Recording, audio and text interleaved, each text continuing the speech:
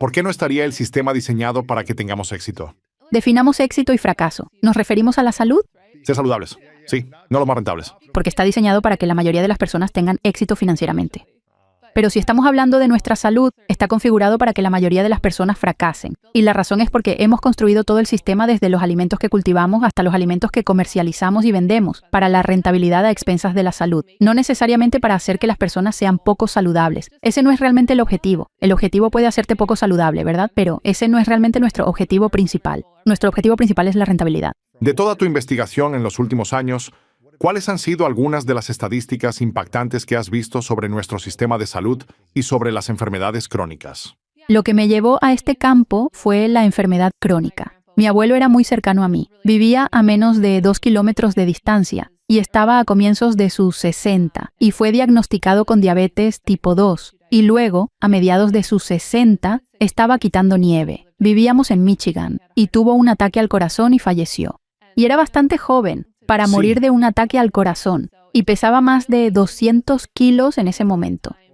Y cuando le diagnosticaron diabetes tipo 2, yo era una niña, así que no sé qué nos dijeron exactamente, pero esto es lo que me transmitieron por teléfono, que solo necesitaba reducir su consumo de azúcar. Y entonces lo que hicimos fue simplemente empezar a comprar cualquier cosa que pudiéramos encontrar que fuera sin azúcar. Tenían dulces sin azúcar y donas sin azúcar. Y estábamos tan emocionados cada vez que veíamos eso en una tienda de comestibles. Saludable. Sí. Sí, y era perfecto para él, como si estuvieran hechos para él, así que lo harían más saludable. Y obviamente eso no fue lo que pasó, y así no es como funciona. Para mí, eso fue lo que realmente me interesó en las enfermedades crónicas. Y cuando miras las estadísticas de enfermedades crónicas, más de la mitad de los adultos estadounidenses, en este momento, están viviendo con algún tipo de condición de salud crónica. Muchos están viviendo con 3 o más condiciones de salud crónicas porque muchas veces, como mi abuelo, tienen múltiples. Y si miras lo que influye en las enfermedades crónicas, tienes que mirar nuestro sistema alimentario, tienes que mirar la actividad física, tienes que mirar todos estos diferentes factores que impactan las enfermedades crónicas de las personas. Y si miras nuestro sistema alimentario, según algunas estimaciones, es 70% de alimentos ultraprocesados.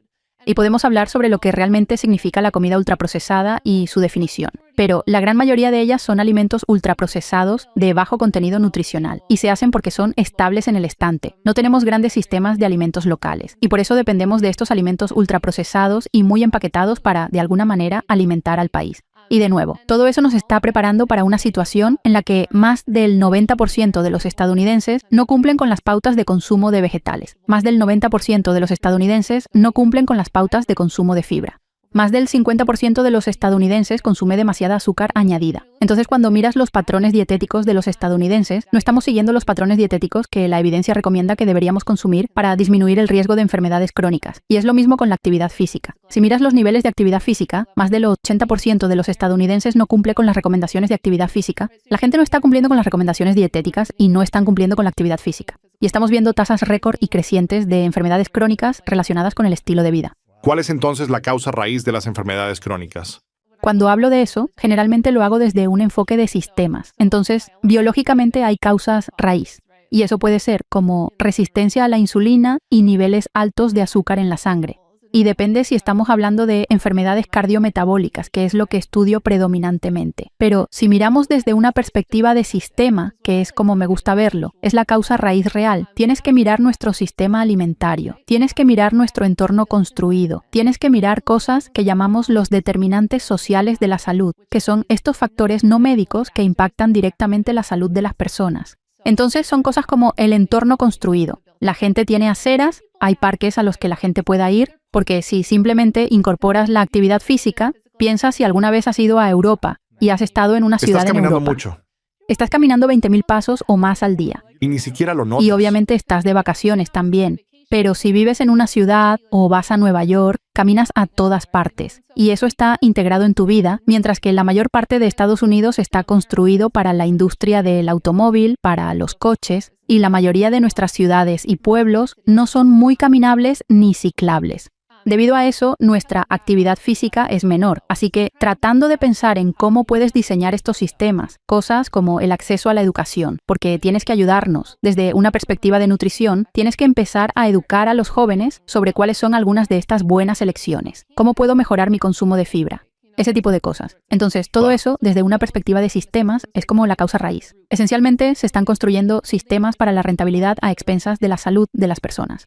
Ahora, escucho todo esto de que hay sistemas en marcha que tal vez no sean propicios para inspirar a las personas a vivir de manera más saludable.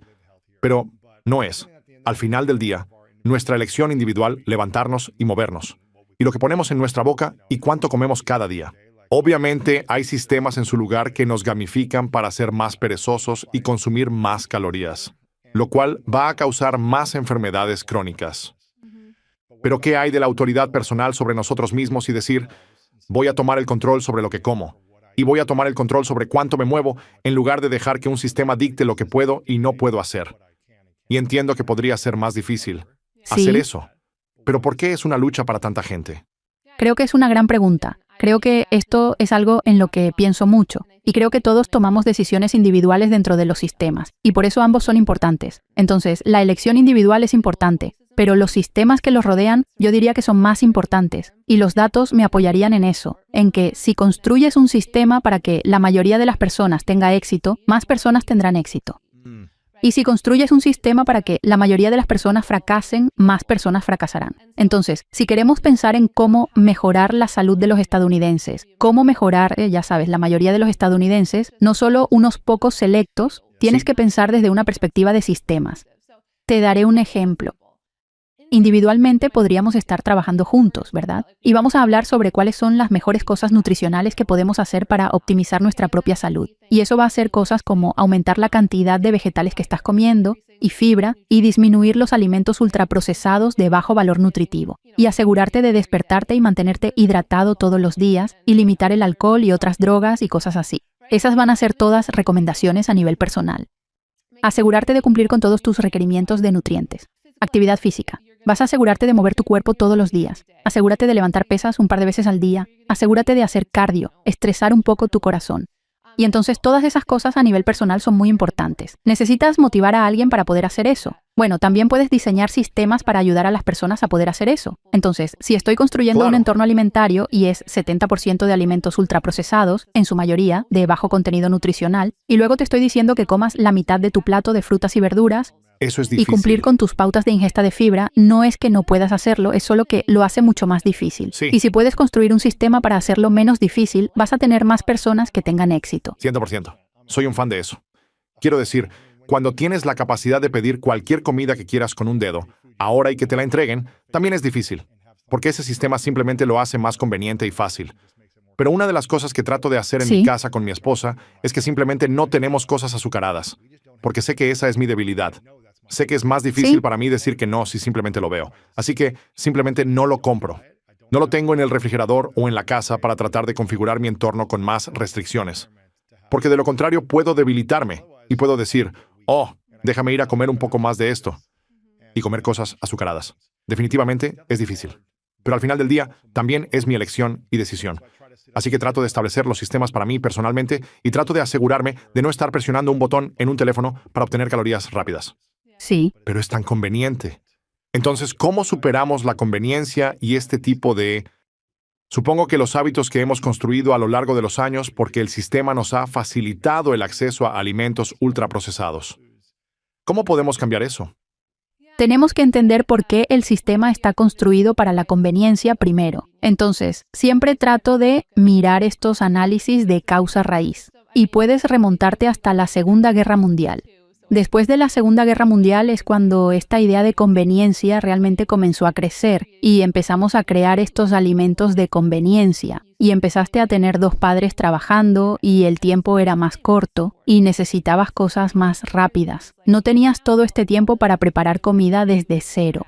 Y eso solo ha empeorado en nuestra sociedad, en el sentido de que muchas personas están trabajando en múltiples empleos y no tienen el tiempo y los recursos para poder hacer comida.